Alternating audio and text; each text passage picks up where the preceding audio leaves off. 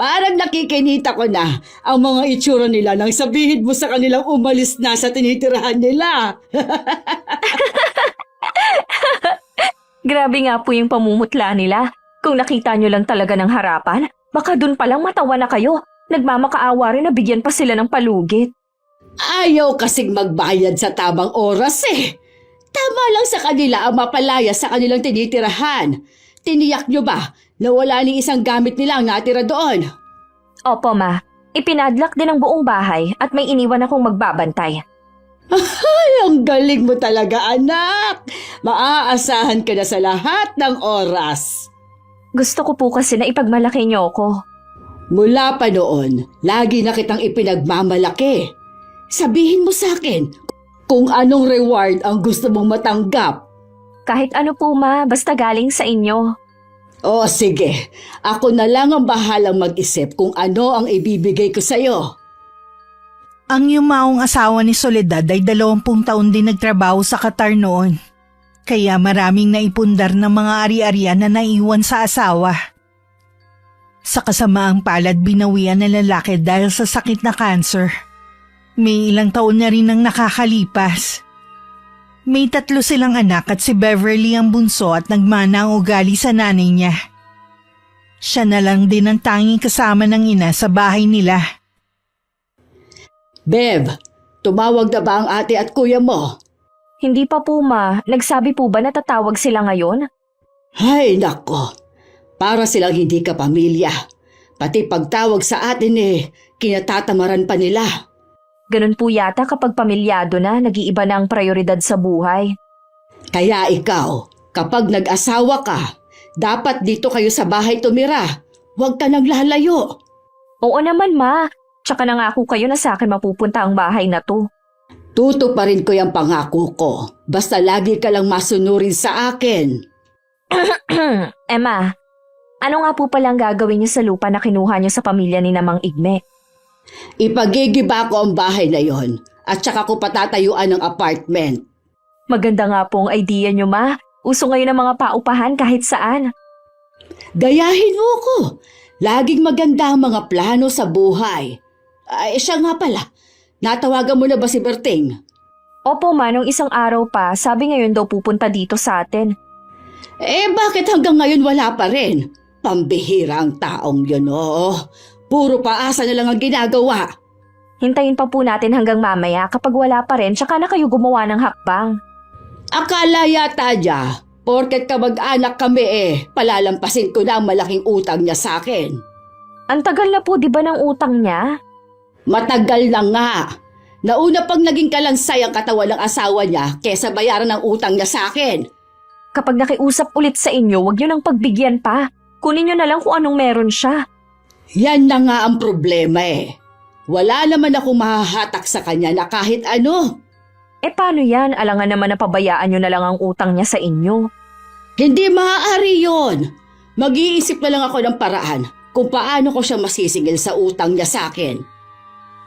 Ilang araw nang naghahanap ng pwedeng utangan si Mang Berting para ibayad naman sa utang niya sa pinsang si Soledad. Dumating na lamang ang takdang araw ng kanilang usapan, wala pa rin siyang hawak na pera. Napatingala na lang siya sa kalangitan na para bang dun humuhugot ng solusyon sa kanyang problema. Tay, buti naman po dumating na kayo. Kanina ko pa kayo hinihintay Nag-aalala na nga po ako sa inyo. Malapit na po kasing dumilim. Hindi pa kayo umuwi. Pasensya ka na anak kung pinag-alala kita. Ha? Sinubukan ko kasing lapitan lahat ng mga kakilala ko pero lahat sila kapos din. Lumapit din po ako sa mga kaibigan. Nakalikom po ako ng konting halaga. Baka naman po pwedeng makiusap kay Tia Soledad na hulug-hulugan na lang natin ang utang sa kanya. Pasensya ka na anak kung pati ikaw ay nahihirapan. Hindi niyo po kailangang humingi ng pasensya sa akin. Pareho po nating obligasyon ng pagbabayad ng utang kay Chang. Bukas ng umaga ko na lang papupuntahin si Soledad. Sana bigyan pa niya tayo ng palugit. Huwag po kayong masyadong mag-alala, Tay. May awa ang Diyos. hindi niya tayo pababayaan sa mga suliranin natin. Para ka talagang nanay mong magsalita. Napaka-positibo sa buhay. Hindi ba gano'n naman po dapat? Habang may buhay, laging may pag-asa. Tama ka, anak. Mababayaran din ang utang natin sa tiyahin mo. Alam ko po na gutom na kayo. Nagluto na po ako ng maaga. Halina po kayo sa kusina. Sige, anak. Susunod na ako. Pinagsaluhan ng mag-ama ang payak na hapunan ng gabing yun. Bagamat may lungkot pa rin sa kanila dahil sa pagkawala ng ilaw ng tahanan na sila Gring, patuloy pa rin silang lumalaban sa hamon ng buhay. Umaasa na balang araw masusumpungan din nila ang liwanag. Kinabukasan naman tanging kapilang ang pinanlaman sa sikmura, lumakad na agad si Berting para puntahan ng pinsan. Kahapon pa kasi nito inaasahan ng pagpunta niya. Nagpakita ka na rin sa wakas, Berting. Kahapon pa kita hinihintay. Ay siguro naman, dala mo na ang perang ibabayad mo sa akin. Pasensya ka na, Ate Soledad, kung ngayon lang ako pumunta. Naghagila pa kasi ako ng pera.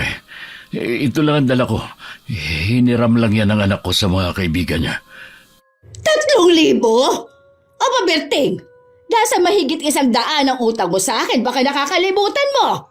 Alam ko naman yun. Kaya lamang wala talaga akong mahiraman.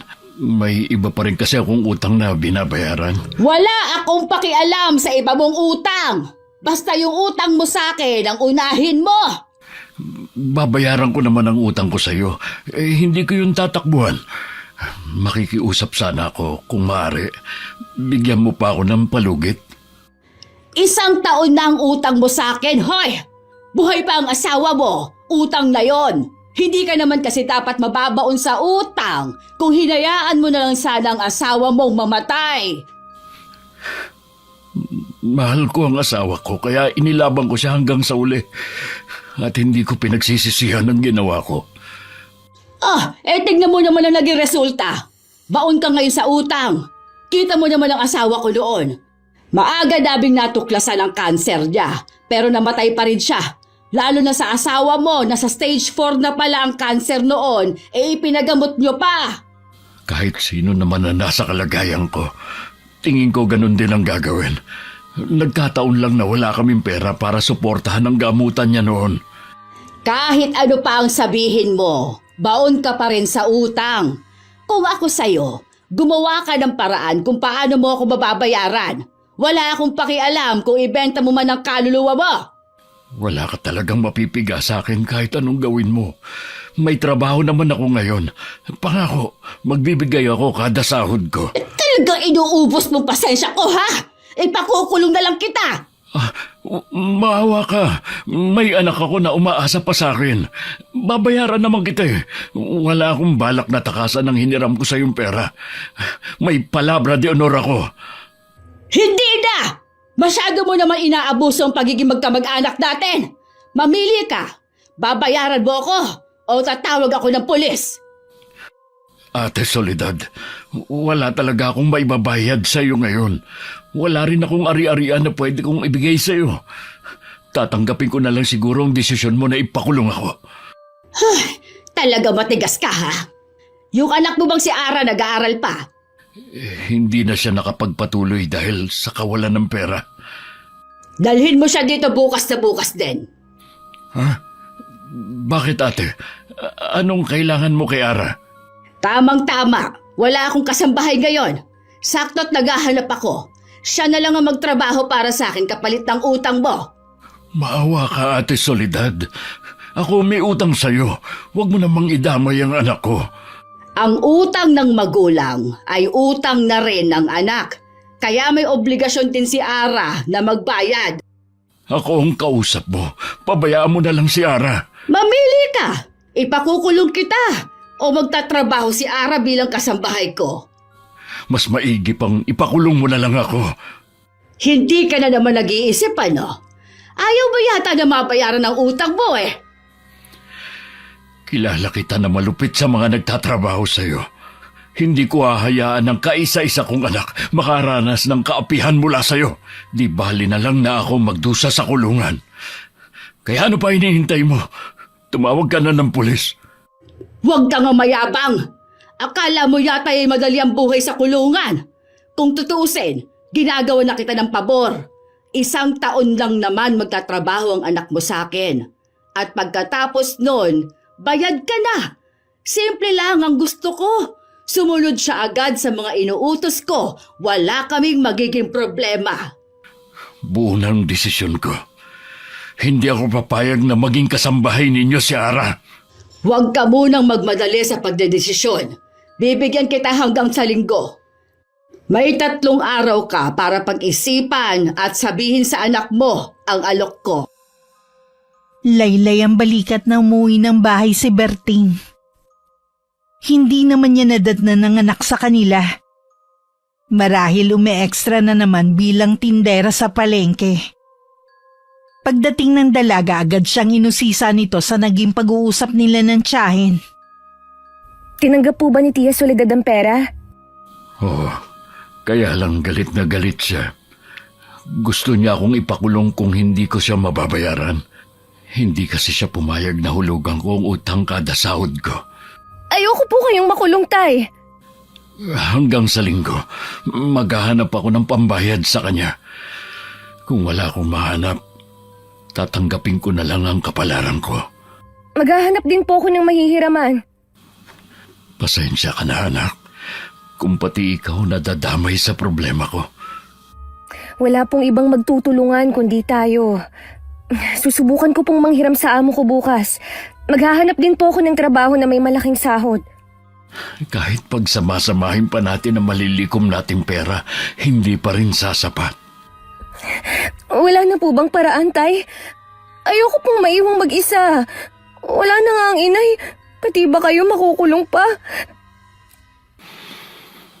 Kung sakaling makulong man ako, hindi ko yung pagsisisihan dahil nakulong ako sa pagkabaon sa utang para lang maipagamot ang inay mo.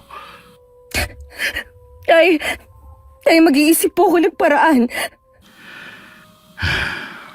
Merong sinabi ang Tia Soledad mo, pero hindi ko hahayaan na pati ikaw madamay. Sabihin niyo po, Tay, kung anong sinabi niya.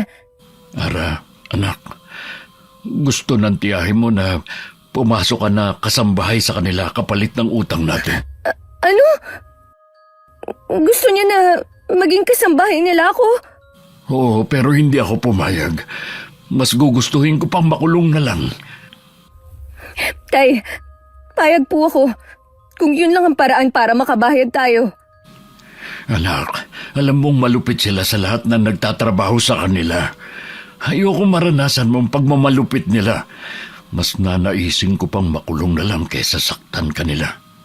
Hindi naman po siguro nila gagawin yun kung lahat ng inuutos nila gagawin ko. Tsaka po kamag-anak natin sila. Hindi nila magagawa na saktan ako. Hindi mo sila kilala, anak. Kaya nga walang tumatagal na kasambahay sa mag-inang yun eh. Hindi naman po siguro ako habang buhay na maninilbihan sa kanila. Mas gusto ko na rin na magtiis kesa makulong kayo. Huwag mo namang hilingin sa akin to, anak. Hindi ko kakayanin na makita kang nahihirapan ng dahil sa akin. Susubukan ko po ang trabaho. Kung hindi po sila masiyahan, sigurado po nasisisantihin nila ako.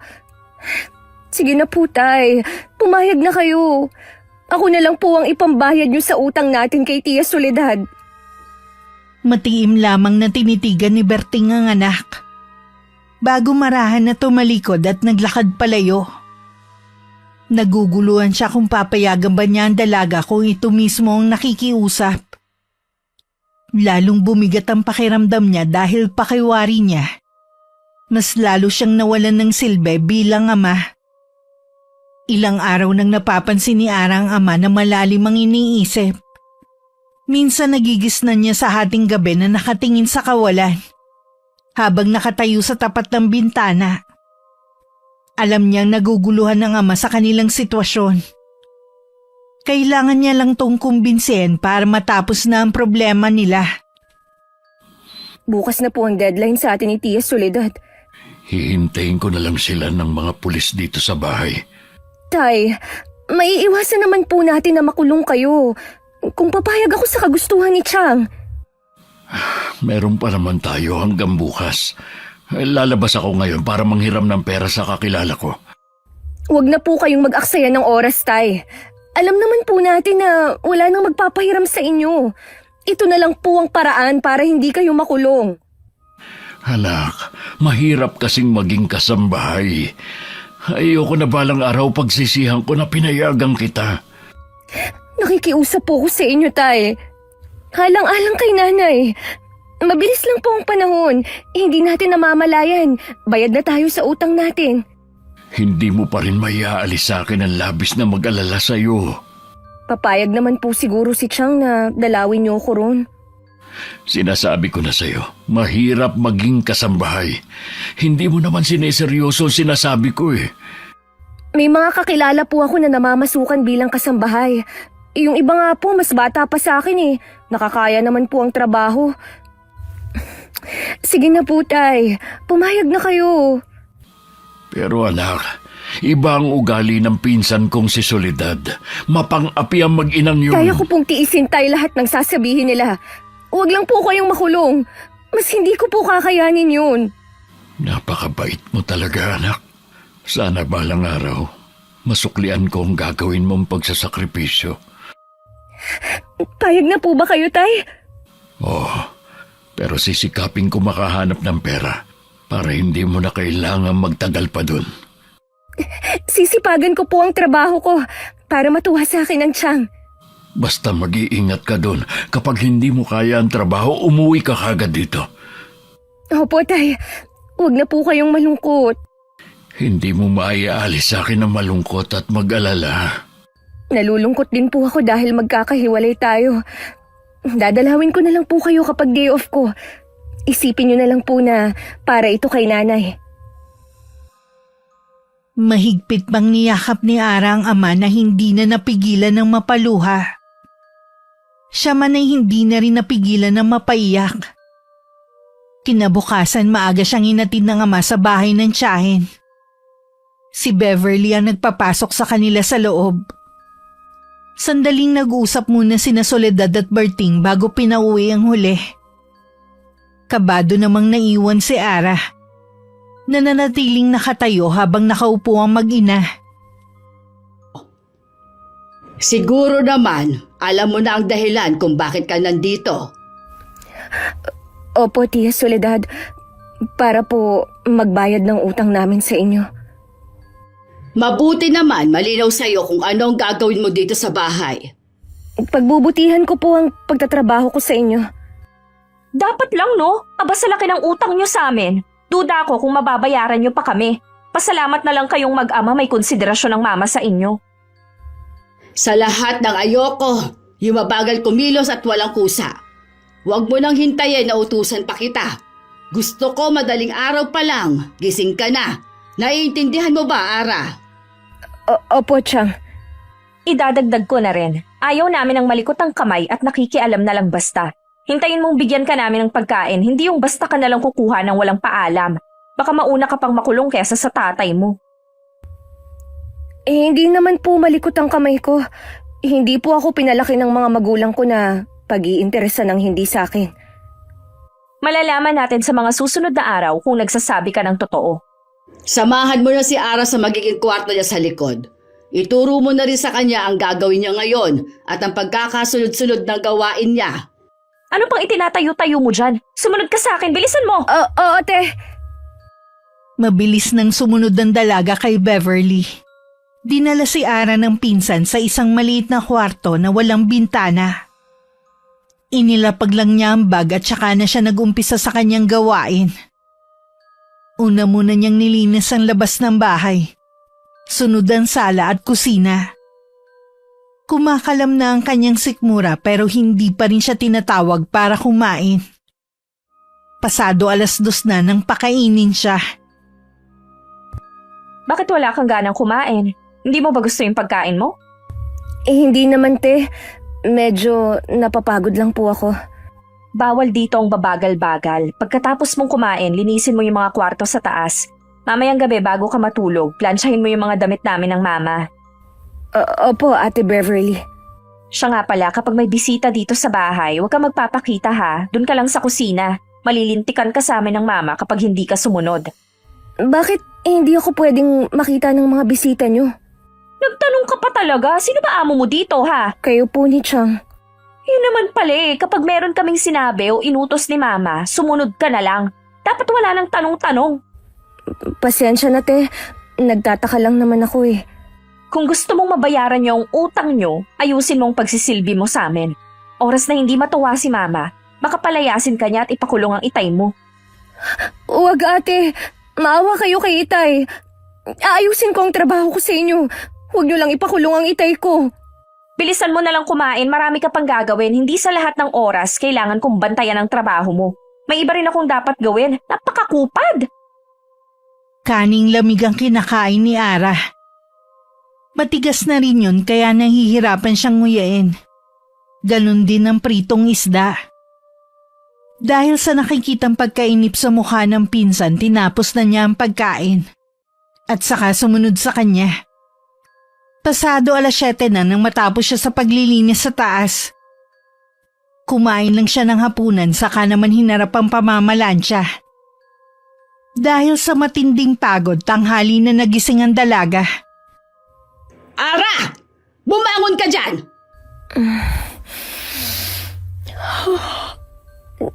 Chang? Ay, maliwanag na pala! Kanina pa maliwanag! Kung hindi pa ako gumising, hanggang ngayon natutulog ka pa rin. Hindi kita tinanggap dito para matulog lang. Pasensya na po, Chang. Hindi ko po namalaya na umaga na pala. Napagod po kasi ako kahapon sa trabaho eh.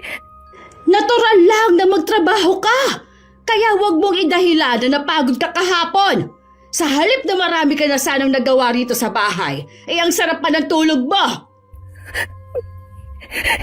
Hindi na po mauulit, Chang. Hindi na ito talaga mauulit. Dahil ngayon pa lang, tuturuan na kita ng leksyon. Halika! Chang! Chang, saan niyo po ako dadalhin? Ha? Tingnan ko lang sa gagawin ko sa'yo kung hindi ka magtanda. Sa lahat ng ayoko, ha? Yung ganyang pag-uugali. Chang, ano pong gagawin natin dito? Bakit may kadena ng aso? Ikakadena kita bilang parusa ko sa'yo. Isang araw ka pala dito, may sungay ka na agad. Huwag po, Chang! Chang, maawa na po kayo! Huwag ka nang pumalag. Dahil kung hindi, ang itay mo ang magbabayad. Huwag niyo naman po gawin sa akin to, Chang! Kadugo niyo po ako! Wala akong pakialam. Kasambahay ka lang namin dito. Kaya matuto kang sumunod. Hayan!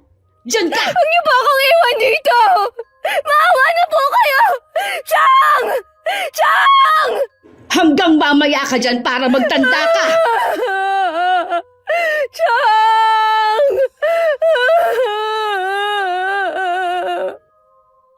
Naiwang nakakadena na nakabaon sa lupa ang isang paa ni Ara. Kahit anong iyak at tawag niya, hindi na bumalik ang tiyahin. Naupo na lang siya at sumandal sa pader. Tahimik lang siya na nagdasal sa isip na sana makaalis na siya ron. Hindi pa po ba natin pakakawalan si Ara? Tanghali na kasi at mainit na sa kinaroroonan niya. Sigurado na nagugutom na siya ngayon. Mamaya na lang bago tayo umalis para may bantay dito sa bahay. Sa totoo lang ma, maayos siyang maglinis at mamlansya kumpara sa mga nauna sa kanya na nagtrabaho dito. Kaya tama lang ang desisyon ko na siya ang maging kapalit sa utang ng tatay niya. Matagal din natin siyang mapapakinabangan.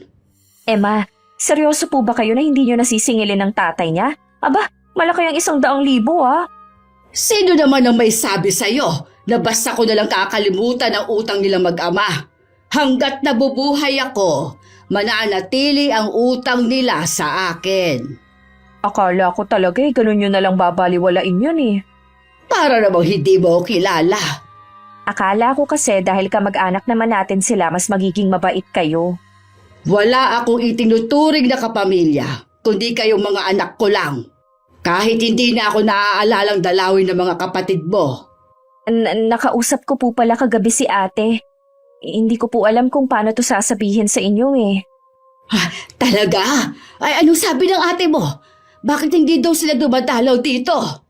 Ma, pinapasabi po niya na kalimutan na lang daw natin sila ni kuya. Hindi na daw sila babalik dito. Maliban na lang sa burol nyo. Ha? Sinabi ba talaga yan ng kapatid mo? Opo ma, kahit nga po ako nagulat eh. Nang tanungin ko siya dahil daw po hindi na nila matiis ang ugali nyo. Nakakarating daw sa kanilang ginagawa nyo sa mga tao. Sino naman kaya ang nagsusumbong sa kanila? Naalala niyo po yung pamilya na pinaalis natin sa tinitirhan nila? Isa po sa kanila kaibigan ni ate. Tingin ko po siya yung nagsumbong. Bakit ba hindi maintindihan ng mga kapatid mo na ang mga ginagawa ko ay para din sa inyong tatlo? Kapag namatay naman ako, lahat ng ito ay mapupunta sa inyo. Yun nga po yung sabi ko sa kanya pero hindi na daw nila masikmura ni kuya ang ginagawa natin. Maana talaga ang kapatid mo sa ama ninyo. Masyadong malambot ang mga puso. Ano pong gagawin natin ma? Mula ngayon, hindi ko na sila mga anak. Kapag nakausap mo ulit ang isa sa kanila, sabihin mo na rin na huwag na rin silang pupunta sa burol ko. At baka hindi lang ako matahimik. Baka po malinawan rin sila sa mga susunod na araw. Malabo na yung sinasabi mo.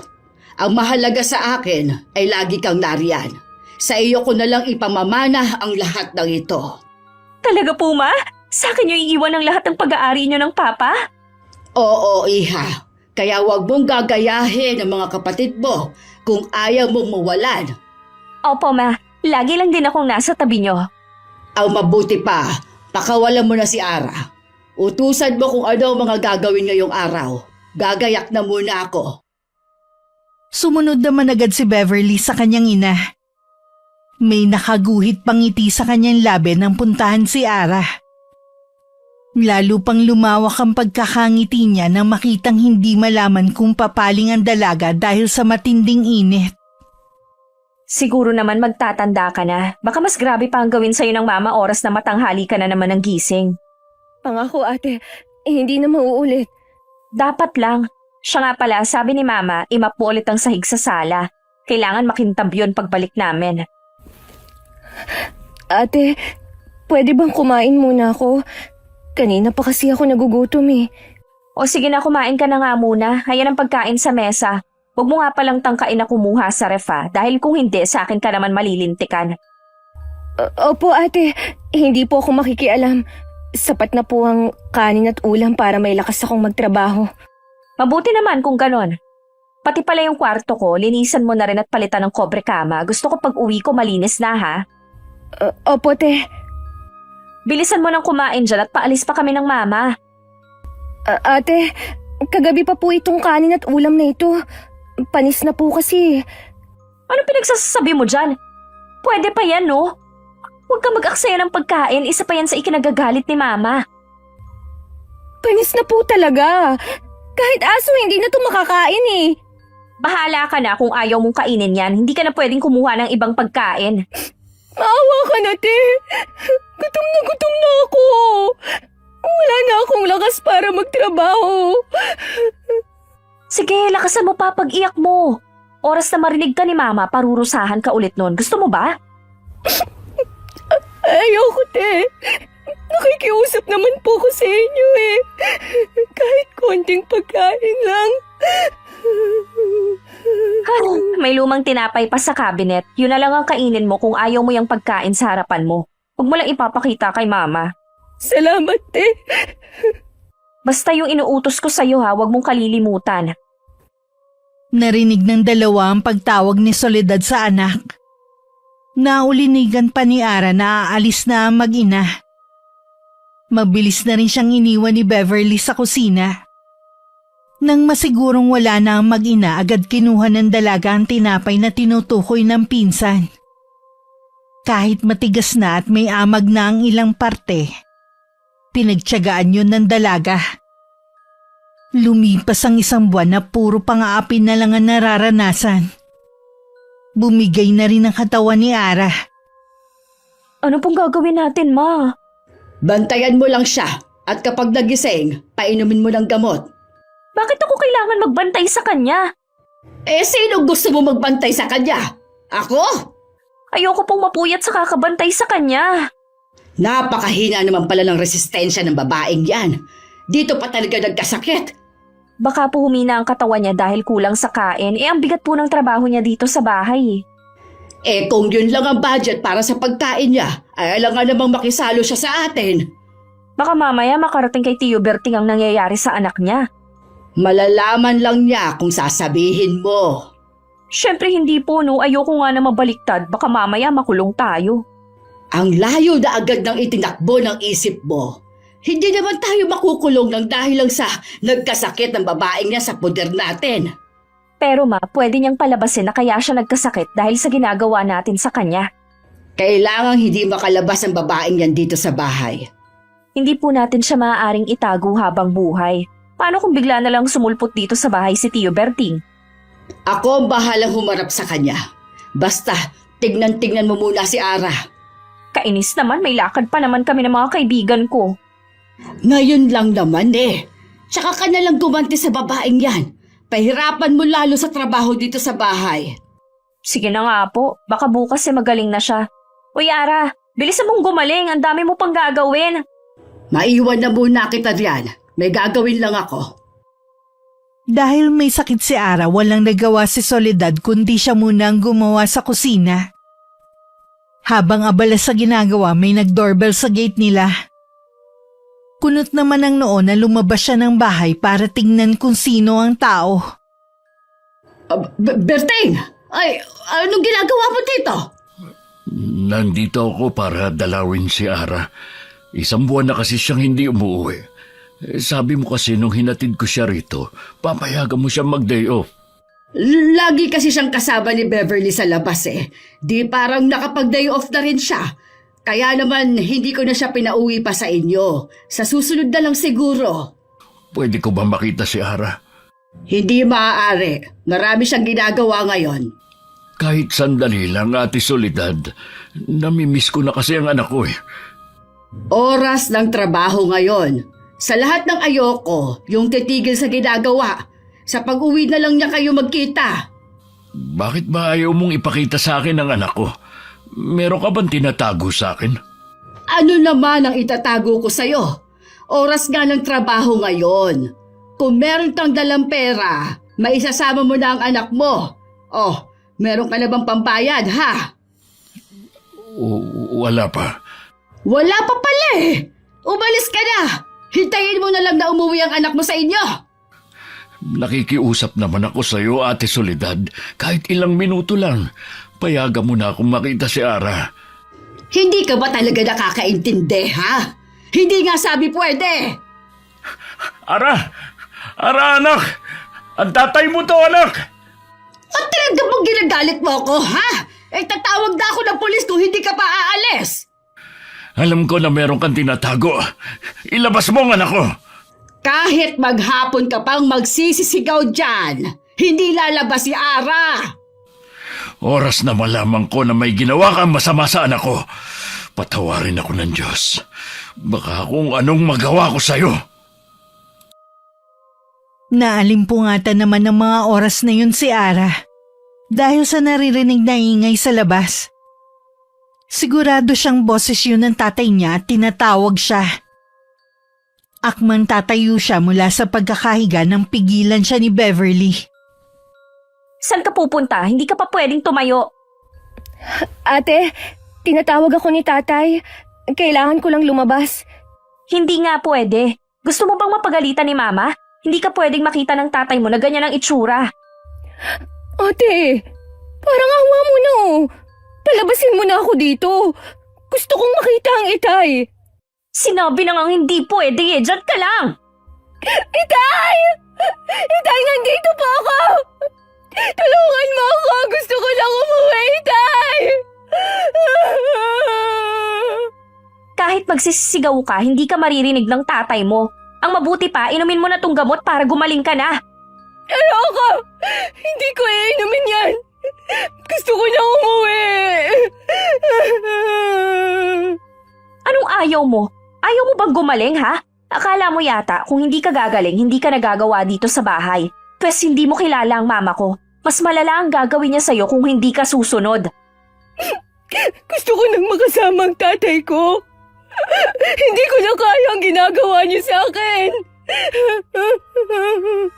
Kapag umuwi ka, ipapakulong ni mama ang tatay mo. Gusto mo ba yon, ha? Babayaran naman namin kayo eh. Akala mo yata barya lang ang utang niyo sa amin. Mahigit 100,000 ang utang niyo. Hindi pa kasama ang tubo sa loob ng 1 taon. Ano? Wala naman sa usapan na may tubo, di ba? Ang alam lang ni Itay, ang babayaran niya yung inutang lang niya. Anong akala niyo? Basta na lang maglalabas ng pera si mama? Kaya ikaw, habang buhay ka ng maninilbihan dito sa amin, kami ang magsasabi kung kailan ka makakauwi sa tatay mo. Ate, para mo ng awa. Pauwiin mo na ako. Wala akong magagawa sa kapalaran mo. Ang nanay mong sisihin mo sa nangyayari sa inyo. Siyang nagsadlak sa inyo sa ganitong sitwasyon. Sana hinayaan nyo na lang siya mamatay noon kesa namumroblema kayo sa utang. Mahal namin si Inay. Kaya lahat ginawa namin para lang madugtungan ng buhay niya. Kung mahal din kayo ng nanay nyo, hindi niya hahayaan na mahirapan kayo. Tama niya. Hindi ko hahayaan na pagsalitaan mo ng hindi maganda si Inay. Nananahimik na siya sa kabilang buhay. Tahimik na nga siya sa kabilang buhay. Samantalang kayo dito sa lupa ng tatay mo ang hindi matahimik. Palang araw, malalampasan din namin to ng Itay. 2 araw lang nagpahinga si Ara. Kahit nanghihina pa, gumawa na siya sa bahay ng tiyahin. Ilang beses din bumalik ang kanyang ama pero hindi sila pinayagan ni Soledad na magkita. Dahil sa kakaisip sa anak, parang wala sa sarili sa trabaho si Berting, na naging dahilan para siya maaksidente. Isang kamag-anak nilang tumulong sa kanya. Sa kabila na nakarating naman kay Soledad ang nangyaring aksidente, hindi pa rin yun ipinaalam kay Ara. Chang, baka pwede niyo akong payagang mag-day off ngayon. Gusto ko na po kasing makita si Itay eh. Napanaginipan ko po kasi siya. Tinatawag niya po ako. Baka po may nangyari sa kanya. Ang OA mo naman, parang panaginip lang. Hindi mo ba alam, kabaliktaran ng panaginip? Kung tinatawag ka ng ama mo sa panaginip, ang totoo niyan, pinabayaan ka niya. Hindi po totoo yan. Mahal ako ni Itay. Hindi niya magagawa na pabayaan ako. Eh bakit hindi na siya pumupunta dito? Ibig lang sabihin nun, wala na siyang pakialam sa'yo. Payagan niyo na po ako na makauwi. Aalamin ko lang po kung anong nangyari sa tatay ko. Baka nakakalimutan mo, may mga plato at baso kang nabasag dahil sa kapabayaan mo. Dahil doon, wala ka munang day off. Naawa na po kayo, Chang. Payagan niyo na ako kahit isang araw lang. Babalik din po ko agad. Huwag mong painitin ang ulo ko, Ara! Bumalik ka na sa kusina! Tapusin mo lang ginagawa mo! Huwag mo akong daanin sa iyak! Luluhod po ako sa harapan niyo. Kung kinakailangan, payagan niyo lang po ko. Oh, tumayo ka nga dyan!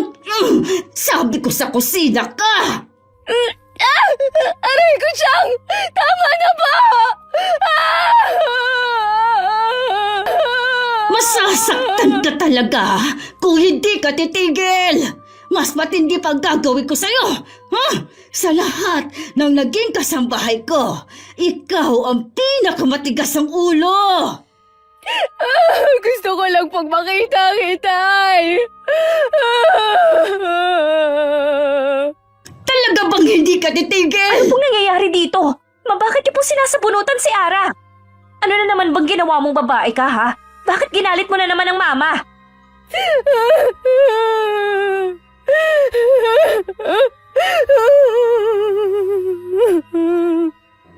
Gusto daw niyang mag-day off dahil pupuntahan ng ama.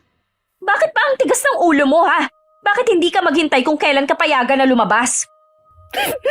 Gusto ko lang naman malaman ng kalagayan ng Itay. Ako na ang nagsasabi sa'yo, nasa mabuting lagay ang itay mo. Nagtatrabaho siya ngayon para makaipon ng pambayad sa amin. Matagal na kami hindi nagkikita ni Itay. Gusto ko na po siyang makasama kahit sandali lang. Kung hindi ka ba naman tanga, sana iningatan mo ang plato at baso sa paghuhugas mo. Sana matagal ka ng pinayagan ni Mama na makalabas. Malinaw naman sa'yo na yun ang parusa sa'yo, di ba? Mabuti pa! Pumunta ka na sa kusina bago ulit magdilim ang paningin ko sa'yo. Ano pang tinutunga-tunga nga mo dyan? Hindi mo ba narinig ang sinabi ni Mama? Doon ka na sa kusina! Bilisan mong ginagawa mo doon at mamamalansya ka pa. Opo. Ayos lang po ba kayo, Ma? Namumula kasi mukha niyo eh. Pinainit talaga ng babaeng yun ang ulo ko. Ay, ayos lang naman ako. Emma, kailan niyo ba papayagan si Ara na mag-day off? Hindi ko na siya palalabasin ng bahay hanggat hindi nakakabayad ang tatay niya sa akin. Ha? Bakit naman po? Nagtanong ka pa talaga? Paano kung hindi na siya bumalik dahil sa ginagawa natin? Paano kung makita ni Berting ang mga pasa niya, ha? Sigurado na magsusumbong niya sa tatay niya. Kaya naman po natin lusutan ang sasabihin niya kung sakaling ireklamo na tayo. Ang dami na nating nalusutan na reklamo sa mga dati nating kasambahay. Baka maubos na ang swerte natin. Kailangan natin magtira. Kaya ikaw, bantayan mo siya. Baka makatakas. Sa taas ng bakod natin, hindi po yan makakatakas. Mabuti na rin yung nag-iingat. Mula nang hindi payagan si Ara ng tiyahin na dumalaw sa ama, wala na siyang tigil sa pag-iyak tuwing gabi. Laging laman ng isip niya ang ama. Laman niya kasi na kailangan siya nito. Ganon din si Bertie. Kaya kahit hirap sa paglalakad, sinubukan pa rin niyang puntahan ng bahay ng mag-ina. Nabuhayan naman siya ng pag-asa na makita ang anak na nagwawali sa labas ng bakuran. Lumapit siya sa may gate at saka tinawag ang dalaga. Ara, anak, Tay! Tay! Mabuti naman po dumalaw kayo. Lagi ko po kayong naiisip. Ano pong nangyari sa braso at binti niyo? Bakit nakabenda? naaksidente ako sa trabaho pero ayos na ako ngayon. Hindi naman ako pinababayaan ng iba nating mga kamag-anak. Sabi ko na nga ba, alam ko na may masamang nangyari sa inyo kaya hindi kayo pumupunta rito. Kapag dumadalaw po kayo sa akin, naririnig ko kayo. Ayaw lang po akong palabasin ni Tia Soledad. Yun din ang hinala ko noon pa. Kumusta ka naman dito? Bakit parang nangangayayat ka? Gusto ko na umuwi, Tay. Gusto ko na kayong makasama. Minamaltrato ka ba nila rito? Namimiss ko na po kasi kayo kaya gusto ko nang umuwi sa atin. Kaya lang po, inaalala ko ang utang natin. Ara, sino yung Chong? Anong ginagawa niyo dito? Ate, nakikiusap ako sa'yo. Hayaan mo na kaming mag-usap ni Itay. Aray, o sige, bilisan niyo na lang ang mag-usap. Baka mamaya dumating na si Mama. Huwag kang tatakas ha, nakatingin ako sa'yo. Salamat, ate. Buti pumayag si Beverly. Sana hindi ka niya isumbong. Sa tingin ko hindi siya magsusumbong. Pati kasi siya mananagot kay Tia Soledad. Gusto mo na bang umalis dito, anak? Magtitiis pa po ako, Tay. Naisip ko kasi bigla na kapag umalis ako rito, ipakukulong talaga kayo ni Tia Soledad. Ganon din po. Magkakahiwalay pa rin tayo. Kaya dito na lang po muna ako. Hindi ako tumitigil sa paghahanap ng paraan kung paano ko mababayaran ang utang natin kay Ate Soledad. Lagi akong humihiling ng himala sa langit. Naniniwala po ako na walang imposible sa dasal. Huwag lang kayong magsasawa sa pagtawag sa kanya. Oo, anak. Alang-alang sa'yo. Hindi ako mawawalan ng pag-asa. Ara, tumawag na si Mama, pauwi na siya ngayon. Umalis na kayo, Chong. Sige na po, Tay. Umalis na kayo. Baka abutan pa kayo ng tiya. Mag-iingat po kayo, ha? Gumagawa na ng paraan ng Itay, ha? Hintayin mo lang at kukunin kita rito. Tinanaw pa ni Ara ang ama habang paika-ikang naglakad palayo. Ilang sandali pa hinila na siya ni Beverly papasok ng bahay. Habang daan naman malalim ang iniisip ni Berting. Kaya hindi na niya namalayan ang pagsunod sa kanya ng matandang babae na may itim na telang nakatakip sa kanyang muka. Ilang minuto pa lang siyang nakakapasok sa loob ng bahay nang may kumatok. Sa pag-aakalang kapitbahay niya yun, agad niyang pinagbuksan. Parang binuhusan ng malamig na tubig ang lalaki ng makilalang matandang babae sa labas. Bakit parang nakakita ka ng multo, Bertie? Akala mo ba hindi ko kayo matutunto nila, Gring? Hindi ko lang po inaasahan na magkikita pa po tayo. Nasaan ang anak ko? Tumuloy po muna kayo. Medyo mahaba po ang pag-uusapan natin. Naaksidente ka ba? Opo, sa trabaho ko, may 2 linggo na nakakalipas. Nasaan sila, Gring? Tawagin mo siya. Gusto ko rin siyang makaharap. Sila Gring po may 1 taon lang pumanaw dahil sa sakit. Anong sinabi mo? Patay na ang anak ko? Opo, hanggang sa huling sandali ng buhay niya, wala siyang hiniling kundi ang kapatawaran ninyo. Matagal ko nang hinihintay na umuwi siya sa akin. Umaasa akong personal siyang hihingi ng kapatawaran. Binalak na po namin noon na makipagkita sa inyo, kaya lang po, ginupo na siya ng sakit niya. 3 taon din po siyang nakipaglaban sa sakit niyang kanser. Kung hindi sana ako nakipagmatigasan noon sana hindi siya lumayo sa akin. Patawarin niyo po kami kung pinili namin magpakalayo-layo. Natakot kami na gumawa kayo ng paraan para paglayuin kami. Kung hindi kayo lumayo noon, malamang na makagawa nga ako ng dahas ng mga panahon na yon. Kumusta sila, Gring, sa piling mo? Walang araw at sandali po na hindi siya naging masaya sa piling ko kahit simple lang ang pamumuhay namin. Naniniwala ko naging masaya siya. Dahil kung hindi, bumalik na sana siya sa akin noon. May naging anak ba kayo nila, Gring? Biniyayaan po kami ng anak na babae, si Ara. Nasaan ang apo ko? Gusto ko siya makita. Wala po siya rito ngayon. Kasalukuyan po siyang namamasukan bilang kasambahay sa pinsan ko. Ilang taon na ba ang apo ko? Bakit hinayaan mo siyang magtrabaho na? 20 anyos na po siya. Napakabata pa pala niya. Dapat nag-aaral pa siya ngayon. Mula po kasing magkasakit ang nanay niya, hindi na siya nakapagpatuloy ng pag-aaral.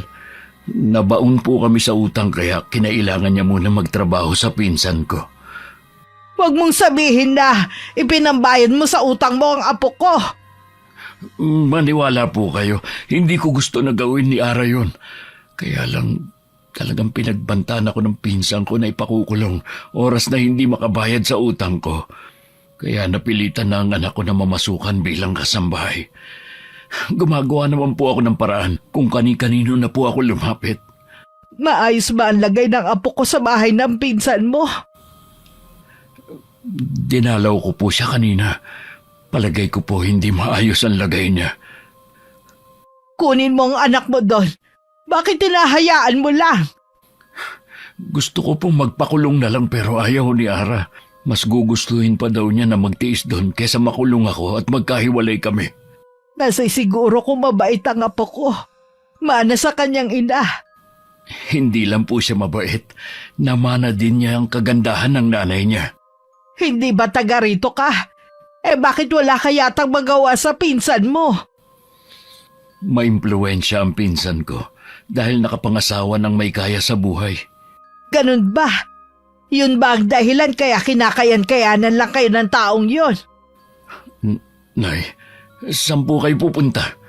Nakalimutan mo na yata kung sino ako, Bertie. Hintayin mo na lang ang pagbabalik ko. Mababayaran mo na rin ang utang sa pinsan mo. Parang nauupos na kandila na napabalik muli sa pagkakaupo si Bertie. Hindi niya alam kung matutuwa ba siya sa biglang pagsulpot ng biyanan sa buhay nilang mag-ama. Pero ang tanging makakatulong sa kanila ay ang matandang babae. Nang mga oras na yun, abala naman sa pamamalansya si Ara nang pumasok si Beverly. Isama mo na rin daw to sa paplansyahin mo, sabi ng mama. Oo, ate. Ay, siya nga pala. Salamat kanina. Huwag kang maingay. Baka marinig ka ng mama, ang talas pa naman ng pandinig nun. Pasensya na, te. Sumunod ka na lang at iwasan mong makagawa ng kapalpakan kung ayaw mong tumagal ang paninilbihan mo sa amin. Oo, te. Mag-iingat na ako para hindi na ako makabasag ng gamit. Mabuti naman. Bilisan mo na dyan para makakain ka na. Bili ni mama, hindi ka pwedeng kumain hanggat hindi pa tapos sa mga gawain mo. Tumango na lang si Ara sa kanyang pinsan. Binilisan na lang niya ang kanyang ginagawa para makakain na siya. Kanina pa kasi kumakalam ang sikmura niya. Hinihintay naman ni Soledad ang anak niya na inutusan lang niyang dalhin ng mga damit sa kanyang pamangkin. Natagalan ka ata. Pinagsabihan ko pa po kasi si Ara, bumabagal na naman ang kilos niya eh. Mana talaga siya sa nanay niya. Ganyan din kumilos sila Green. Masyadong mahinhin kumilos. Kung hindi siguro namatay si Tia Lagring, hindi mababaon ang mag-ama sa utang. Oo nga pala ma, taga saan nga pala si Tia Lagring? Bakit tong libing niya ni isang kamag-anak ay walang pumunta? Sa pagkakaalam ko, taga malayong probinsya sila Green at itinanan lang ng tiyuhin mo. Baka nga hindi na ipinaalam ni Berting sa pamilya ng asawa ang pagkamatay nito eh. Naisip ko lang bakit hindi lumapit si Tio Berting sa pamilya ng asawa niya para humingi ng tulong. Hindi ko masasagot yan dahil hindi naman kami malapit sa isa't isa ng babaeng yon. At wala nga akong alam tungkol sa kanya. Huwag na nga natin yung pag-usapan pa. Uutusan nga pala kita bukas. Ano pong ipapagawa niyo sa akin? Puntahan mo yung paupahan natin sa kabilang barangay. 1 linggo na kasing late sa pagbabayad ng upang pamilyang nakatire. Kung hindi pa ka mo magbabayad, umalis na sila. Sige po ma, ako nang bahala. Kinabukasan si Soledad at Ara lang ang naiwan sa bahay. Dahil sa dami ng ginagawa at sabay-sabay pa, nakalimutan ng dalaga na meron nga pala siyang sinalang. Naiga ang tubig ng pinapakuluan niyang buto-buto. Uminit naman ang ulo ng tiyahin nang makita yon. Gusto mo bang sunugin ang bahay ko, ha? Pasensya na po, Chang. Hindi ko po sinasadya. May ginawa lang po ako sa likod bahay. Alam mong may sinalang ka, hindi mo tinitignan. Kahit kailan talaga tanga ka. Katulad ka rin ng nanay mo. Huwag niyo na pong idamay ang inay. Nananahimik na siya sa kabilang buhay. Aba, pinagtataasan mo ako ng boses, ha? Baka nakakalimutan mo kung ano ka lang dito. Hindi ko po nakakalimutan. Pero sana naman po, irespeto niyo ang inay. Bakit ko irerespeto ang inay mo, ha? Kasalanan nga niya kung bakit miserable ang buhay ninyo mag-ame. Kaya wag mo na siyang ipagtanggol. Wala pong kasalanan ng inay ko. Nakikiusap ako. Huwag niyo nang hilahin lagi ang pangalan niya. Sino ka para utusan ako, ha? Halika nga rito. Aray! Bitiwan niyo po ang braso ko! Sa gagawin ko sa'yo, ha? Tignan ko lang kung hindi ka magtino. Saan niyo po ba ako dadalhin? Sinabi nang bitiwan niyo ako! Ba't nilalabanan mo na talaga ako, ha? Kahit mga anak ko, hindi lumalaban sa akin. Sumusobra na po kasi kayo! Hindi na makatao ang ginagawa niyo sa akin! Hindi pa man nakakatapos magsalita si Ara na hawakan na ng tiyahin ng kanyang ulo. At makailang beses inuntog sa pader. Nawalan ng malay ang dalaga at nabuwal sa sahig. Tsaka lang natauhan si Soledad nang makita na may dugong umaago sa ulo ng pamangkin. Napatay ko yata siya. Ara! Ara, gumising ka, iha. Hindi ko naman sinasadya. Pinipilit ni Soledad na gisingin ng dalaga sa pamamagitan ng pagyugyug sa balikat. Pero hindi pa rin nagigising. Inilagay niya ang daliri niya sa tapat ng ilong ni Ara Nakahinga siya ng maluwag nang malaman na humihinga pa. Naalala niyang tawagan ng anak na si Beverly. Beverly, anak. Umuwi ka na ngayon din. May nangyari kasi dito sa bahay. Pagdating mo na lang dito, tsaka ko ipaliliwanag. Bilisan mo na lang ha. Huwag ka nang dumaan kung saan. Naging kainip-inip ang bawat sandali. Nang sa wakas dumating na si Beverly, sinama siya ng ina sa kwarto ni Ara. Doon nadatnan niya ang pinsan na walang malay. May natuyo pang mancha ng dugo sa kanyang damit. Anong nangyari kay Ara? Patay na ba siya? Nagdilim kasi ang paningin ko nang sumagot-sagot siya sa akin eh. Kaya nauntog ko siya sa pader. Dalhin na natin siya sa ospital, baka dito pa siya mamatay. Hindi maaari. Baka magsumbong siya sa polis. Mas malilintikan tayo kung may masamang mangyari sa kanya. Buhay pa naman siya eh. Gamutin mo na lang siya. Hindi naman ako doktor eh. Obserbahan muna natin siya hanggang bukas. Tapos, saka tayo magdesisyon kung dadalhin ba natin siya sa ospital. Bakit kasi kailangang umabot sa ganito? Sa mga dati nating kasambahay, nasasaktan niyo sila pero hindi ganito katindi. Parang gusto niyo nang patayin si Are. Alam mo kasi, kapag tumatanda na, madali nang mairita at lagi ding mainit ang ulo. Ito naman kasing si Ara, lagi na lang nakakagawa ng kapalpakan. Pero sana hindi niyo na lang inuntog ang ulo, alam niyong pwede siyang mamatay. Tingnan mo na lang siya at bantayan na rin. Iiwan na muna kita. Lagi na lang ako eh. Sino pa bang gagawa niyan? Tayo lang naman dalawa dito. Sige po, ako nang bahala sa kanya. Ipagdadasal ko na sana magkamalay na siya. Pinunasan na lang ni Beverly ang mukha ng dalaga at pinalitan din niya ng damit. Habang hinihintay itong magkamalay, tumawag naman ang kapatid niya. Lalo lang nadagdagan ng bigat sa dibdib niya nang marinig ang mga sinabi ng nasa kabilang linya. Tulala lang siyang nakatingin sa kawalan. Kaya hindi niya namalayan ang paggising ni Ara. Ate, Mabuti naman gising ka na. Anong masakit sa'yo? ang ulo ko po. Nahihilo din ako. Inumin mo muna tong gamot para mawala ang sakit ng ulo mo. Pinalitan na rin pala kita ng damit. Gusto mo bang kumain? Hindi ate. Gusto kong matulog. Huwag ka munang matulog, kagigising mo lang eh. Tsaka sabihin mo sa akin kung may iba kang nararamdaman ha? Umiiyak ka ba? Parang gusto kong maiyak sa inis kanina eh. Tumawag kasi sa akin ang kapatid ko kung ano-ano na naman ang mga sinabi. Pakiramdam ko, sama-sama ako sa paningin nila. Ilang beses ko lang nakaharap ang mga kapatid mo. Masasabi ko na mababait sila. Oo, marami nga nagsasabi na nagmana sila sa papa namin na mabait na tao. Ako naman ang nagmana kay mama. Dati, sobrang salbahay ang tingin ko sa'yo. Pero nung hinayaan mo kaming mag-usap ni Itay, dun ko napatunayan na mabait ka naman pala. Siguro nga, may konting bait din akong namana sa papa namin. Ate, baka pwedeng tulungan mo akong makauwi na sa amin, oh. Gusto ko nang makasamang Itay eh. Alam mo na wala akong magagawa, malaki pa ang utang niyo kay mama. Ipagdasal mo na lang na makagawa ng paraan ng Itay mo.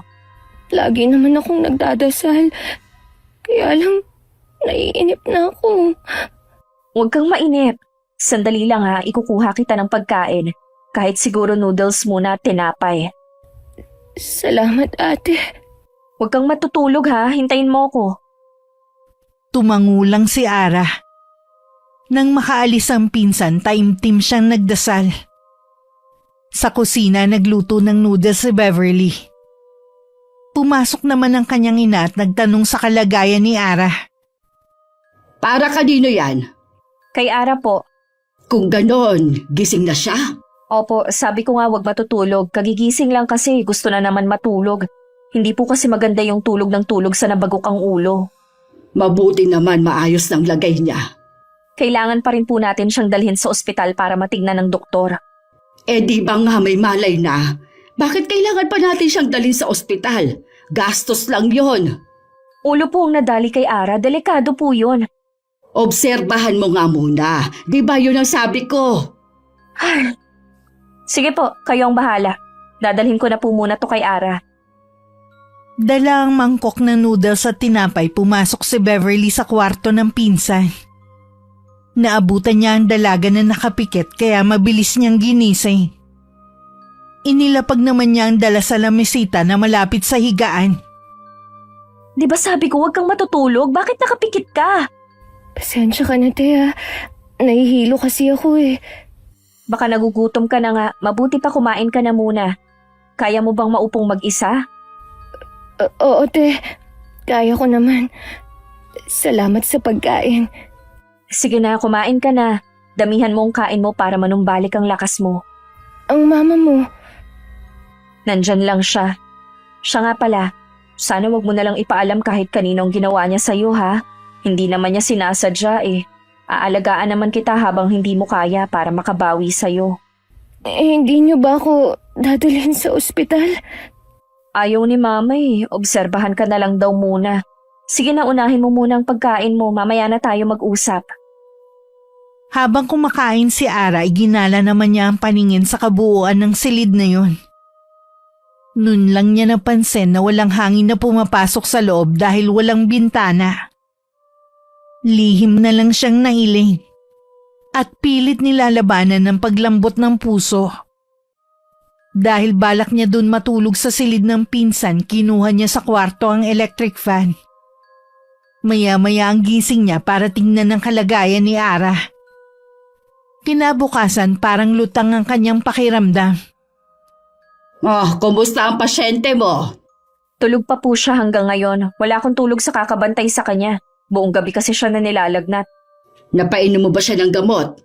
Paracetamol lang po, dinadaing niya na masakit ang ulo niya. Normal lang siguro na sumakit ang ulo niya. Kapag po nagising siya mamaya, dadalhin ko na po siya sa ospital. Natatakot po ako sa pwedeng mangyari. Kung ayaw niyo pong sumama, bahala po kayo. Saan ka naman kukuha ng pampa-ospital sa babaeng yon? Huwag po kayo mag-alala, sarili kong pera ang gagamitin ko. Gagastos ka para sa babaeng yon? Pera lang naman po yun, pero buhay ang maisasalba ko. Nag-iinarte lang ang babaeng yon. Ikaw naman lumalambot na ang puso. Natatakot lang po ako na makulong. Baka yung pagbabanta nyo kay Tio Berting sa atin mangyari. Tinatakot mo lang ang sarili mo. Kayo po ba hindi natatakot sa ginawa ninyo? Hindi ko naman sinasadya ang nangyari. At isa pa, tayo lang ang nakakaalam. Kaya nga ayokong dalhin mo sa ospital ang babaeng yan. Baka doon siya magsumbong. Kinausap ko na po siya na kung maaari wala siyang pagsasabihan na kahit sino. Sa tingin mo kaya susunod siya, ha? Malay naman po natin. Alam naman niya na malaki ang utang nila sa atin eh. Sana nga, itikom niya ang kanyang bibig. Ako na lang po muna magluluto ng almusal natin. Ako naman ang bahala sa tanghalian. Samantala sa bahay ni Berting, hindi siya makapaniwalang may hawak na siyang perang pambayad sa pinsan. Mangiyak-ngiyak na nagpasalamat siya sa kanyang biyanan. Kung noon pa sana siya lumapit dito, hindi na sana umabot ng kailangan pang mamasukan ng anak bilang kasambahay. Puntahan mo na ang pinsan mo at bayaran ang utang sa kanya. Siguradong may tubo na yon. Bayaran mo na rin para wala na siyang dahilan na hindi ibigay sa iyo si Ara. Sabik na akong makita ang apo ko eh. Maraming salamat po, Inay. Sana noon pa ako lumapit sa inyo. Dapat nga ganun ang ginawa mo. Natakot kasi ako na baka meron kayong gawin sa akin. Matagal na rin na panahon nang itigil ko na ang gawain na yun. Ganun siguro kapag alam mo nang malapit ka nang mamatay. Tsaka lang naiisip na magbago. May itatanong po sana ako sa inyo, Nay. Ano yun? Balak niyo po bang ipamana kay Ara ang kaalaman ninyo sa barang? Alam mo na wala akong ibang tagapagbana kundi sila Gray. Pero inilayo mo naman siya sa akin. Ngayong wala na siya, ang apo ko na lang ang pwede. Pero hindi ko siya pipilitin. Asahan niyo po na hindi ako hahadlang kung sakali man nagustuhin rin ni Ara na maging katulad ninyo. Natutuwa ako na marinig yan sa'yo. Palagay ko po, makakatulong ang kaalamang yan sa anak ko kapag nawala na ako. Sa pamamagitan ng barang, maaari siyang protektahan ito. Oo naman. Basta sa tamang paraan lang niya gagamitin. Aalis na po muna ako. Susunduin ko na ngayon si Ara. Siguradong matutuwa siya na makilala kayo. Walang pagsidla ng sayang nararamdaman ni Berting habang papunta sa bahay ng pinsan. Pagdating sa may gate, matagal pa bago may nagbukas. Si Soledad mismo ang nagpapasok sa kanya. Nandito ako para sunduin ang anak ko. Bakit? May pambayad ka na ba sa utang mo? Ito ang pera. Bilangin mo para makasiguro ka.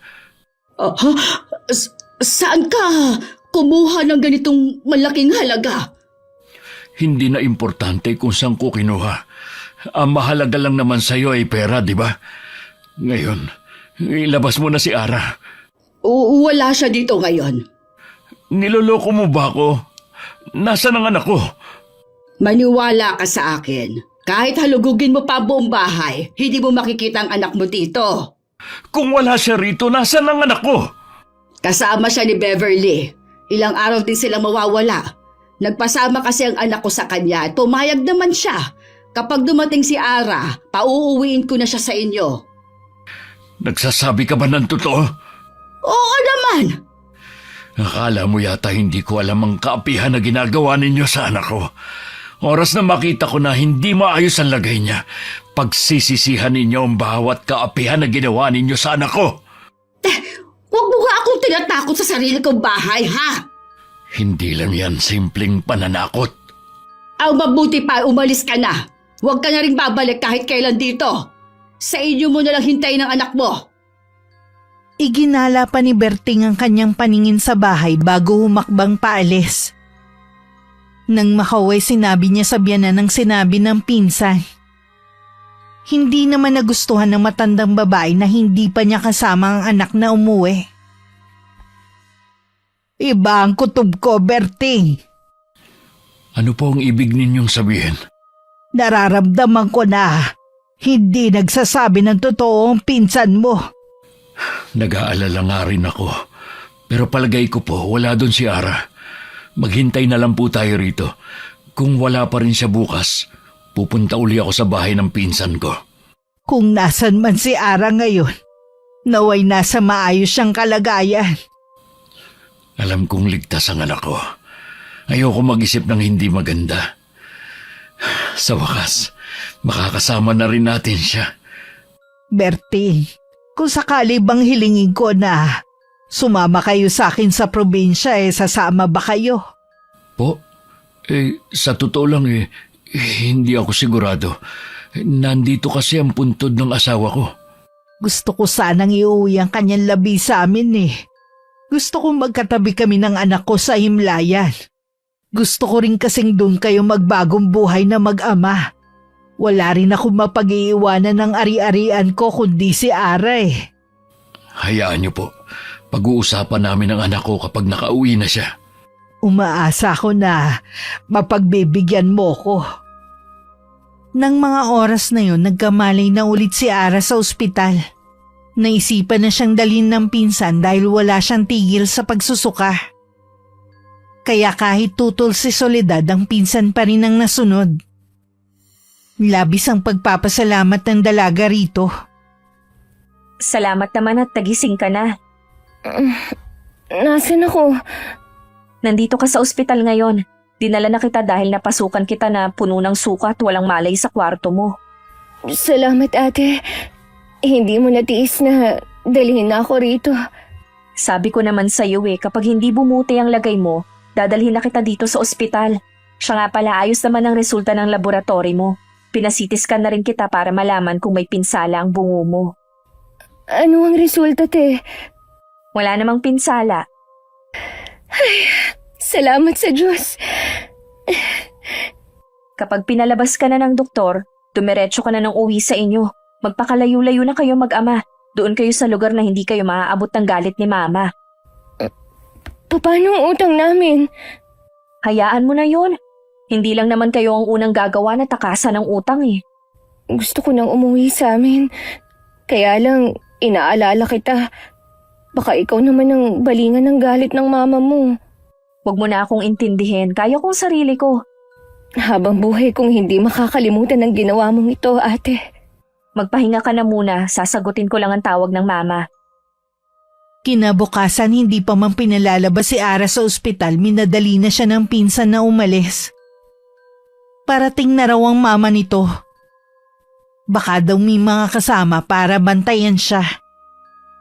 Kaya kahit nangihina pa, tumakas na siya sa ospital.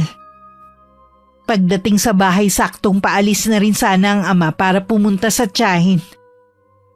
Dahil nakatuon lang sa ama ang paningin, hindi niya napansin na matandang babae na naroon din. Ara, umuwi ka na rin sa wakas. Opo, tay. Ano nangyari sa'yo? Bakit ganyan ang ayos mo? Galing po ako sa ospital. Tumakas lang po ako. Sabi ko na nga ba't minamaltrato ka nila eh. Ang sasama nila. Hayaan na lang po natin sila. Ang mahalaga, wala na ako sa poder nila. Kailangan po nating magtago para hindi tayo mahanap ng tiyang. Hindi na kailangan, anak. Binayaran ko na kay Ate Soledad ang utang natin kahapon. Talaga po? Saan po kayo kumuha ng pera? Sa kanya, anak. Siyang tumulong sa atin. Sino po siya, tay? Ako ang Lola Remy mo, iha. Ang nanay ng nanay mo. Akala ko wala na akong lola. Meron, apo. Nandito pa ako. Pwede ba kitang yakapin? Sabik na akong makita ka eh. Sayang nga lang, hindi ko na inabot ang inay mo. Si Lola Remy na mismo ang lumapit sa dalaga at mahigpit na niyakap ang apo habang umiiyak. Hindi na rin napigilan ni Ara ang mapaiyak. Pakiramdam niya kasi ang kanyang inang yumayakap sa kanya. Hindi pa rin po ako makapaniwala na may lola pala ako. Sa nakikita ko sa iyo eh, hindi naging madali ang naging buhay mo sa pamilyang yun. Hindi nga po. Ilang beses kong tinangkang umuwi na lang pero ayoko pong makulong si Ita eh. May mga tao talaga na malupit sa kapwa nila. Lalo't alam nilang walang kalaban-laban. Huwag kang mag-alala. Magbabayad sila ng mahal sa ginawa nila sa'yo. Ang gusto ko na lang po, mamuhay ng tahimik. Ipaubaya na lang po natin sa Diyos ang nangyari sa akin. Minsan, iha, kailangan din natin turuan ng leksyon ng mga taong mapag-api para hindi na pamarisan ng iba. Ano pong ibig niyong sabihin? Ang mabuti pa, anak, sa kwarto ka na muna. Alam kong pagod ka at masama pa rin ang pakiramdam. Magpahinga ka na muna. Sige po, tay. Lola, mamaya na lang po tayo mag-usap. Sige, apo. Nay, alam ko po ang pinaplano ninyo. Huwag niyo na sanang ituloy. Hindi mo ko mapipigilan sa gagawin ko. Akala ko ba matagal ng panahon na hindi kayo nambabarang? Matagal na nga. Pero handa kong ibalik dahil sa kaapihan na dinanas ng apo ko. Nagagalit din po ako sa nangyari sa anak ko. Pero mas gusto kong hindi na lang gumanti. Ibahin mo ko. Hindi ako papayag na merong mga agrabyado sa pamilya ko habang nabubuhay ako. Itaga mo yan sa bato. Alam ni Berting na hindi niya mapipigilan ng biyanan. Sa kabila ng pang-aapi na naranasan nila mag-ama kay Soledad, naroon pa rin ang takot niya na gumanti sa kanila. Nakakaramdam din siya ng awa sa mag-ina. Batid niya kasi kung gaano kabagsik ang biyanan. Pinuntahan na lang niya ang anak sa kwarto nito. Kumusta ang pakiramdam mo? Nahihilo pa rin po ako dahil sa pagkakabagok ng ulo ko sa pader. Hindi ko nahahayaan na muli kang saktan ng kahit sino. Dahil po kay Ate Beverly kaya ako nakaalis sa ospital. Siya din kasi ang nagdala sa akin doon at nag-alaga. May kabutihan din pala si Beverly. Pwede po na nadadala lang siya ng kanyang ina. Siguro nga. Tay, bakit ngayon lang po nagpakita si Lola Remy? Bakit wala siya sa burol ni inay? Hindi niya kasi alam kung saan tayo hahanapin. Meron kasi kami hindi sinabi ng inay mo. Galit sa akin ang lola mo dati dahil tinanang ko lang ang inay mo. Pero ngayon, ayos na kami ng lola mo. Mabuti naman po. Sigurado na matutuwa nito ang inay kahit saan man siya naroon. Walang hinangad noon ang inay mo, kundi ang mapatawad kami ng lola mo. Sige na, matulog ka na muna. Babantayan na lang kita.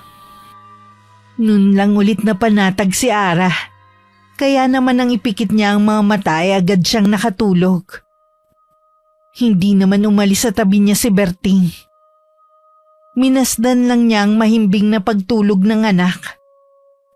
Sa likod ng isip niya, alam niyang gumagawa na ng orasyon ng biyanan para makaganti sa mag-ina. Nang mga sandaling yon, nagtatalo naman ang mag-ina. Dahil nagpaalam si Beverly na dun muna sa kapatid niya. Bakit ngayon mo pa naisip na umalis? Matagal na po akong iniimbita ni ate na doon muna ako sa kanya. Nararamdaman ko na nagbago ka na. Galit ka ba sa akin? Kahit kailan, hindi po ako magagalit sa inyo. Alam niyo yan. Alam ko na hindi ako naging mabuting ina. Pero mahal kita, anak. Alam ko po na mahal niyo kaming tatlo. Pwede bang palipasin mo muna ng ilang araw bago ka umalis? Bukas na po ako aalis. Pasensya na, ma. Ay, alam ko na may kinalaman si Ara sa bigla mong pagbabago. Siguro kung ano-ano ang sinabi niya sa'yo. Ikaw naman, nakinig ka sa kanya. Duda na nga ba ako kung talagang tumakas siya eh. Hindi na po mahalaga kung nakatakas siya. Nabayaran na rin po nila ang utang sa atin. Yun naman po mahalaga sa inyo eh. Pera. Pareho lang naman tayo. Pera lang ang mahalaga. Magpahinga na lang po tayo, ma. Maaga pa kasi ako bukas. Pwede ka bang sa kwarto ko na matulog? Gusto lang kitang makatabi sa huling araw mo dito sa bahay. Oo naman po. Walang kamalay-malay ang mag-ina sa trahedyang parating sa kanila. Kinabukasan, hinatid pa sa labas ng gate ni Soledad ang anak, kung saan naghihintay ang taxi na sasakyan. Mahigpit pa niyang niyakap ang anak bago sumakay ng taxi. Ngunit kapapasok lang nito sa loob nang dumating ang humaharurot na truck at binangga ang sasakyan. Naisugod naman sa ospital si Beverly at ang driver. Pero kalaunan binawian ng buhay ang driver. Nag-aagaw buhay naman ng dalaga. Anak, lumaban ka! Huwag kang susuko! Tinawagan ko na mga kapatid mo. Parating na sila. Sinong matandang iyon? Tayo lang ang narito. Walang matanda. Nandyan siya. Meron siyang sinasabi na magbabayad tayo sa kaapihan na dinanas ni Ara. Dala ng aksidente kaya kung ano-anong nakikita mo at sinasabi. Sabi nung matanda, kayo na ang susunod. Sino bang matanda ang tinutukoy mo? Nandyan siya sa likod niyo. Kulubot na ang balat, mahaba ang puti niyang buhok. Nalilisik ang mata niya sa pagkakatingin sa atin. Sabihin mo sa kanya, hindi ako natatakot sa kanya. Lola siya ni Ara. Ano ka mo? Lola ni Ara? Anak, nakikiusap ako sa'yo, tama na. Tatawagin ko ang doktor mo. Ayoko, ma. Wala na rin silang magagawa pa. Malapit na rin akong mamaalam. Anak, huwag mong sabihin yan. Hindi ko kayang mawala ka. Ma, gusto ko nang matulog. Anak! Beverly! Wag! Nang araw na yun, binawian ng buhay si Beverly. Habang yakap ni Soledad ang anak, nagulat siya dahil may lumabas na napakaraming ipis sa bibig nito. Hindi kaya barang ang ikinamatay ng anak ko? Sino may gawa nito sa'yo, anak? Dumating na ang dalawa pang anak ni Soledad. Labis din ang kanilang pagdadalamhati sa pagkamatay ng bunso nilang kapatid. Nagpaalam lang siya sandali sa kanila na may pupuntahan. Nagtungo siya sa bahay ng pinsang si Bertie. Meron lang siyang gustong malaman. Anong ginagawa mo rito? Wala na si Beverly. Naaksidente siya kanina umaga. Si Ate Beverly, wala na! Bakit ang bilis naman ng pangyayari? Ikinalulungkot ko ang nangyari. Nasaan ang lola mo, Ara? Paano mo nakilala si Lola Remy? Kung ganon, totoong may lola ka. Alam mo bang habang naghihingalo ang anak ko, wala siyang bukang bibig kundi ang lola mo? Parang alam na ng anak ko ang katapusan niya.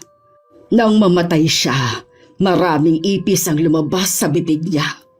Doon ko napagtanto na binarang ang anak ko. Ang pinagbibintangan niyo ay ang lola ko? Wala po kayong ebidensya sa sinasabi niyo. Sigurado ako na mambabarang ang lola mo.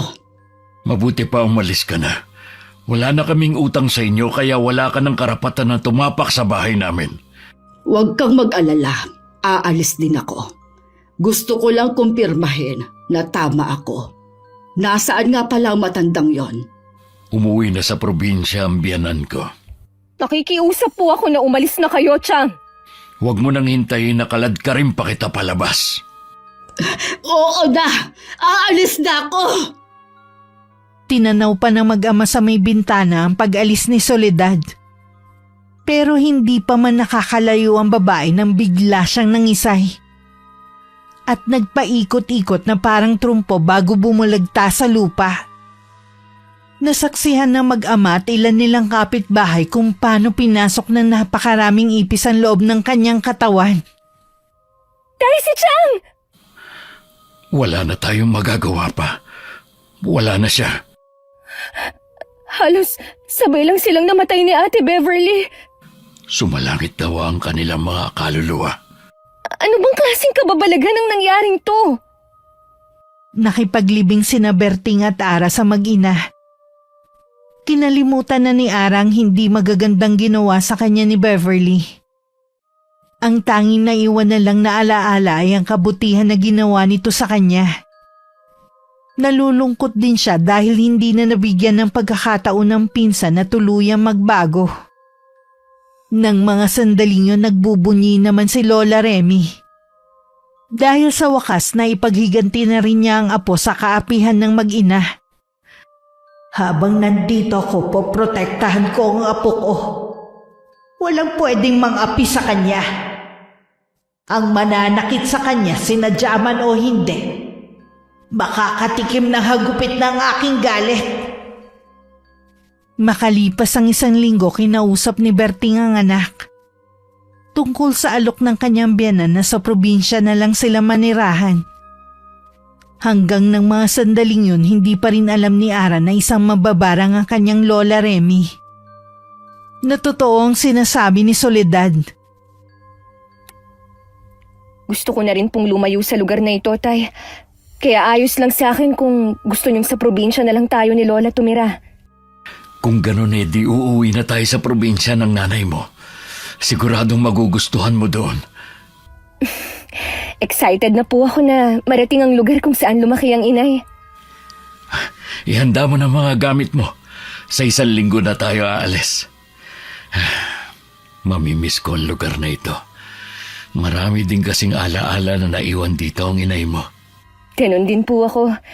Pero mas matutuwa ang inay kung titira na tayo sa probinsya niya. Kapag naroon ka na, pwede mo nang ipagpatuloy ang pag-aaral mo. Hindi ko pala nasabi sa'yo na may kaya sa buhay ang Lola Remy mo. Sa'yo niya iiwan ang lahat ng ari-arian niya kapag namatay siya. Nung nasa puder po ako ni Chang, marami akong naisip, Tay. Minsan pala, ang pera ang nagiging dahilan para magbago ang tao at maging masama. Totoo yan, anak. Kaya huwag mong hahayaan na baguhin ka ng pera.